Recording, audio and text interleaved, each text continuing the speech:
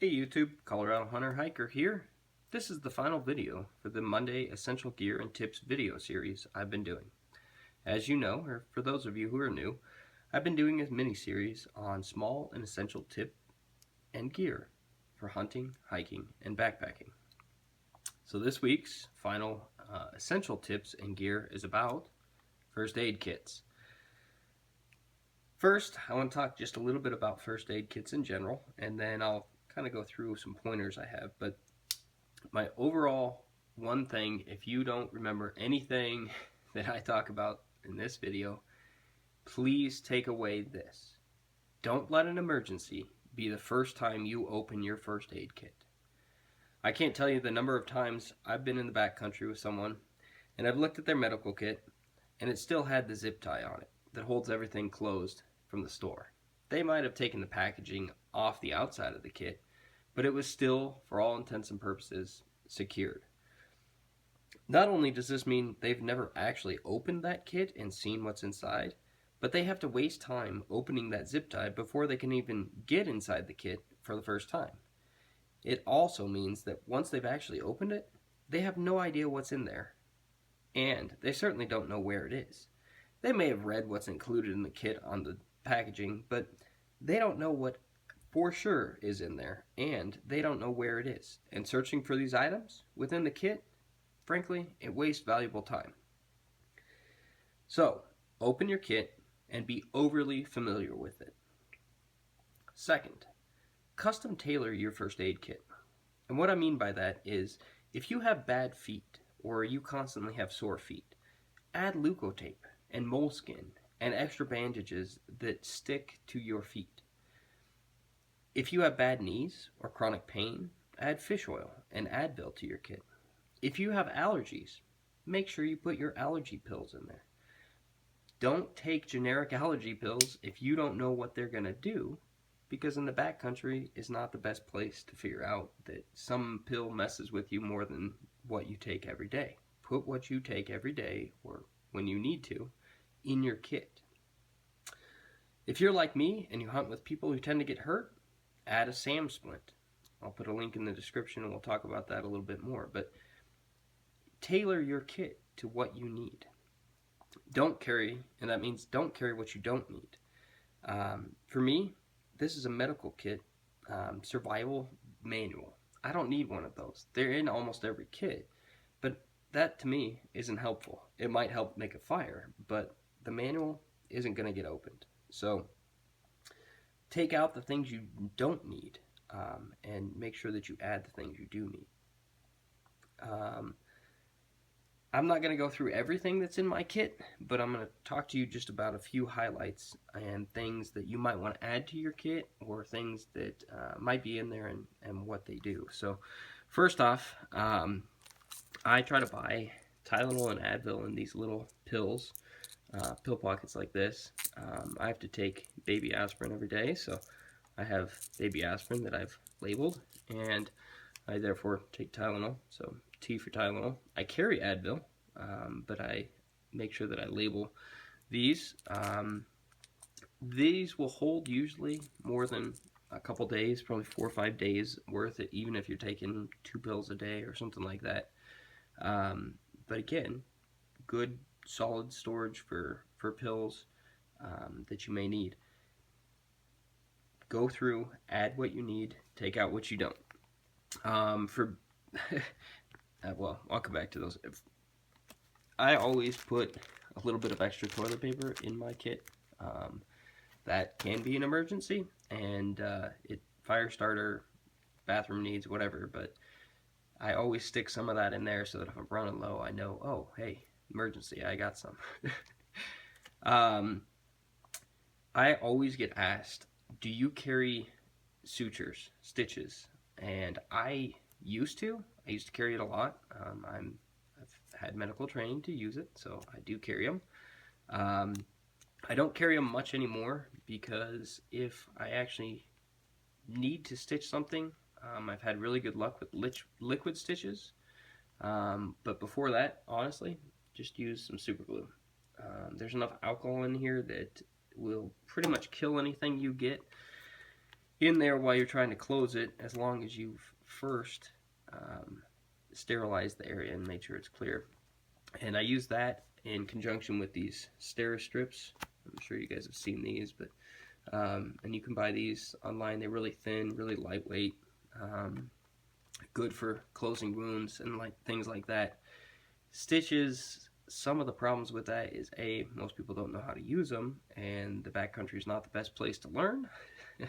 And B, it's really hard to get it clean enough to where you actually want to permanently close it. So sometimes a band-aid or something like that, where you can just stop the bleeding and then get back to camp or back to the base camp or back to your car or home or whatever, and then really clean it out and get it so you don't get infection in there. So if you don't know how to use stitches, don't go out and buy them. Sutures aren't something that a novice should be doing. So talking again, I mentioned the SAM splint. That's what this is. It is about the size of, it's usually in the bottom of that bag right there, but pulled it out for this. You can see pretty versatile piece of gear. I'll put a link to it down there, but I carry this when I'm hunting with a few particular people because they're really good at hurting themselves beyond what I would like to repair. So not necessarily for me, but I like the SAM splint. One of the things that I have in my that I take out of my med kit that I don't carry is actually tweezers. I don't carry tweezers because I actually carry this. It's a Gerber dime, and it's really little, doesn't weigh very much. And I don't carry a full-size Gerber anymore because I carry this, but the cool part is it's still spring-loaded. But if you look, it's actually really hard to focus on that, so maybe I can get it too. But there you go. These are pretty small, and they're going to work pretty well for tweezers. So I take tweezers out and just carry this, and I know that I have that if I need it. So custom tailor your kit to what you need. In front of you, you see 3 kits, and part of that is because, well, I use these 2 pretty frequently, and I've used that in the past. Make a couple kits if you need to. You don't always need the same things, and sometimes you'll need a bigger kit with everything you can think of, and sometimes you'll be fine with a really pared down version. When it's just me, I honestly take the smallest, lightest possible kit I need, and I know that I'll be able to fix whatever happens out there. When I'm with a bigger group, I'll carry a few extra ounces and a bigger kit just so that if somebody else is missing something, I've got it and I covered. But make a couple kits and make sure that you are willing to open them and go through them as part of your preparation for going into the backcountry. So don't just make it once and say, okay, I never have to open it again unless there's an emergency. Go through it. Some of this stuff expires. If you put alcohol wipes in there to clean, you are going to see those dry up very quickly. Season after season after season, I've opened my kit and said, oh man, that wouldn't help at all. So there's hardly any alcohol in them anymore. So you got to replace the things like that. So buy in bulk and then replace your kit. That's what I do. You don't have to build a kit from scratch like I have here. These are just my kits in the Faru pullouts. I build them from scratch and buy in bulk and then take out what I need.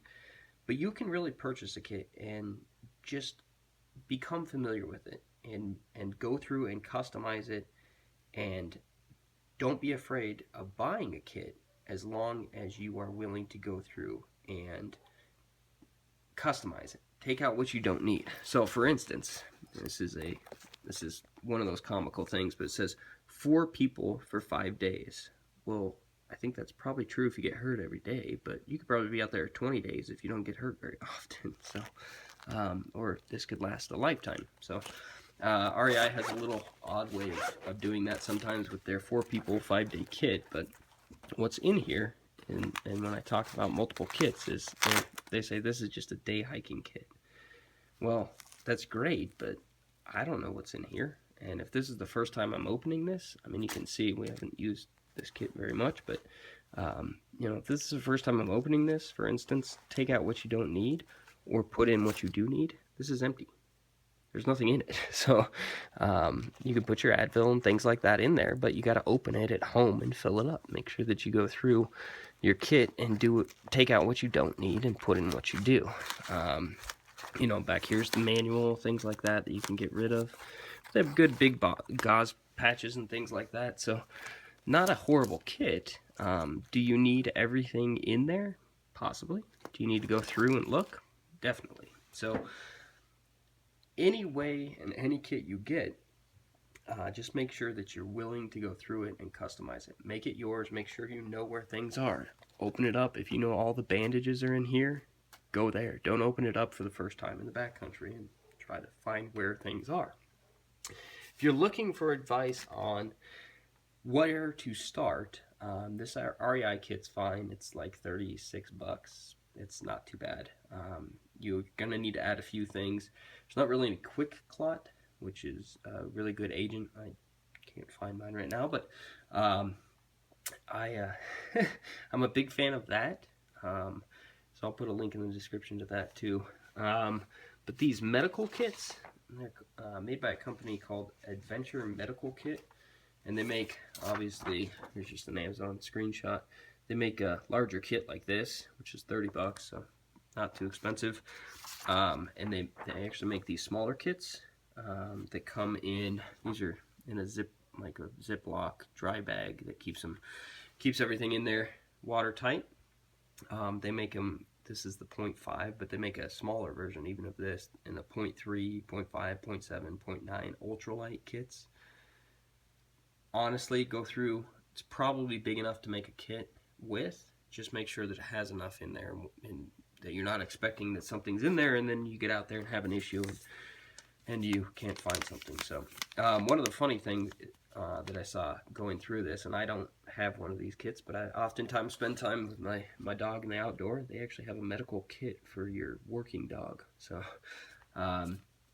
just a little tip, and that's, you know, back to, again, customize your kit. If you're walking with dogs and hiking with dogs, you're going to want to have stuff in there for them. You know, Benadryl, things like that. Just little things that you know that you're going to want at home in your medicine cabinet.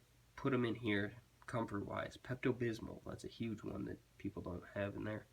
Antacids, things like that. So being in the backcountry is not a fun place to experience any of that discomfort. So anything you can do to make it more comfortable is definitely going to help.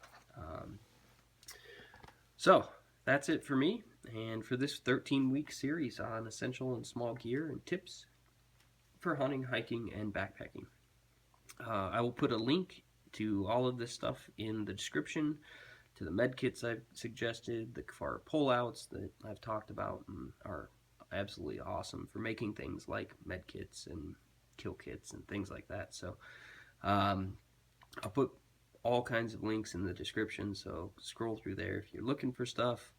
I'll also put a link to the whole 13-week series, 26 videos with all of the essential and small tips, and then I'll also put a link to just the 13 essential tips for hunting, hiking, and backpacking. And for those of you who haven't, please be sure to subscribe by clicking the Colorado Hunter Hiker logo down here. It'll show up. And to those who have, I sincerely thank you.